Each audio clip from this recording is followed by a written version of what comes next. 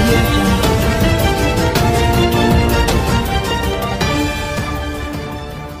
రేపు ఇప్పుడు మహాకూటమేట ఎవరున్నారా మహాకూటమిలా the great Congress party తర్వాత ఏ తెలుగుదేశం పార్టీ అయితే కాంగ్రెస్ను బొందబెడతాం కాంగ్రెస్ను బంగాళాఖాతంలో కలుపుతాం కాంగ్రెస్ను అసలు ఈ దేశంలో లేకుండా చేస్తామని మొదలుపెట్టిన ఎన్టీ రామారావు గా తెలుగుదేశం పార్టీ ఈరోజు పోయి ఆఖరికి కాంగ్రెస్కు తోక పార్టీ అయింది.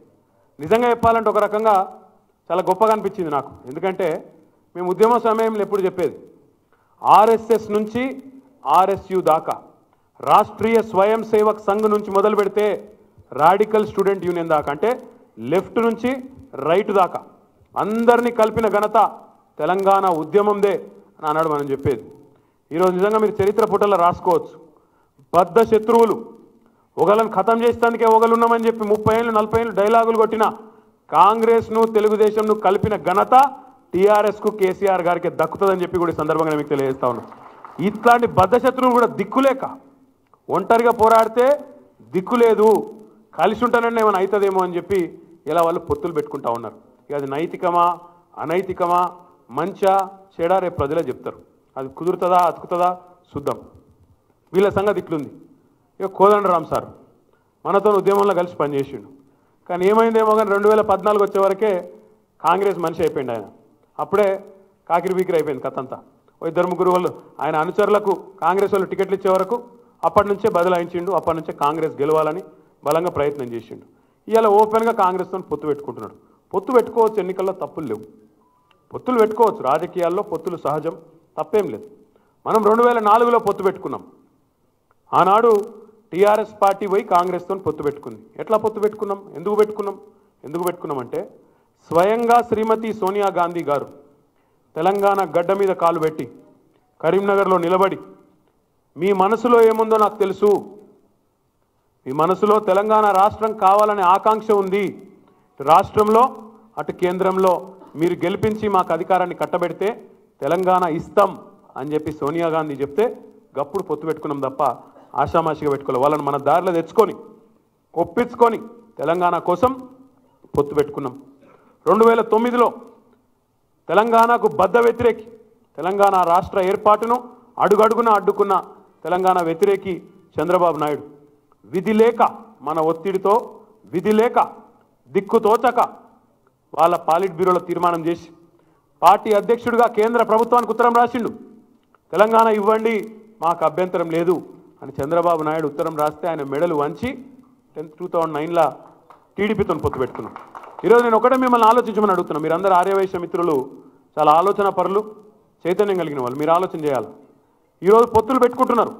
దేనికోసం పొత్తు పెట్టుకుంటున్నారు? ఏ ప్రాతిపదికన పొత్తు పెట్టుకుంటున్నారు? మీరు ప్రజల కోణం ఉందా అసలు మీ పొత్తులో? తెలంగాణ ప్రజల సంక్షేమం ఉందా? కోదండరామ్ సార్ అంటున్నాడు తెలంగాణ అమరుల ఆకాంక్షల ఎజెండాగా పొత్తు పెట్టుకుంటున్నమాట.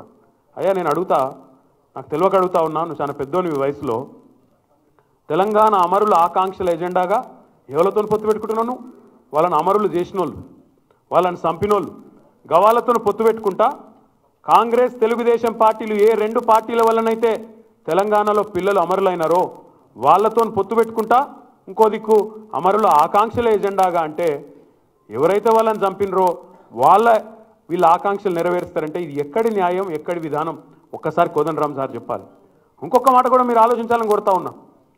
మాకు తెలంగాణ స్వాభిమానమే ముఖ్యం అని చెప్పిన కోదండరామ్ సారు 119 సీట్లలో పోటీ చేస్తాం అని డైలాగులు కొట్టిన కోదండరామ్ సారు ఈరోజు ముష్టి 3 సీట్ల కోసం కాంగ్రెస్ చుట్టూ పొర్రుదండాలు పెడుతున్నాడు.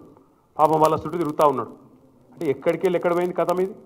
ఆఖరికి ఢిల్లీ పెద్దల చుట్టూ ఆడపోయి బతిమలాడుకునే పరిస్థితి. నాకు 3 సీట్లు 4 సీట్లు బేరమన్నట్టు 3 4 5 గా పరిస్థితికి వచ్చింది వాళ్ళు. తెలుగుదేశం పార్టీ ఒక్కసారి మీరు ఆలోచన చేయాలి. 4 ఏళ్లలో చంద్రబాబు నాయుడు గారు తెలంగాణ విషయంలో ఏమేం చేసిండు?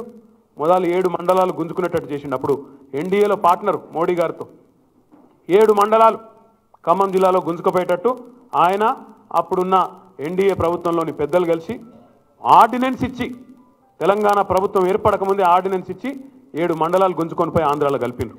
పోలవరంలో ముంచెతందుకు అది మొదటి దెబ్బ. ఆ 7 మండలాలతో పాటే అప్పటికే విద్యుత్తు లేక, కరెంటు లేక కరెంటు కొరతల్లో ఉన్న మన రాష్ట్రాన్ని ఇబ్బందుల్లోకి నెడుతూ లోయర్ సీలియర్ ప్రాజెక్టు అక్కడ 250 మెగావాట్ల విద్యుత్ ఉత్పత్తి చేసే ప్రాజెక్టును అది కూడా గుంజుకపోయి కలిపిండు. కరెంటుకు మనకి ఇబ్బంది ఉందని తెలిసి గుంజుకపోయి కలుపుకున్నాడు. అది మాత్రమే కాదు, ఆ రోజు నుంచి మొన్నటి దాకా మన తెలంగాణలో ఇప్పుడు మీ కామారెడ్డిలో, ఎల్లారెడ్డిలో రేపటి రోజున 2 లక్షల కామెంట్ చేయండి. ఎప్పటికప్పుడు మా వీడియోస్ చూడాలంటే సబ్స్క్రైబ్ చేసుకోండి.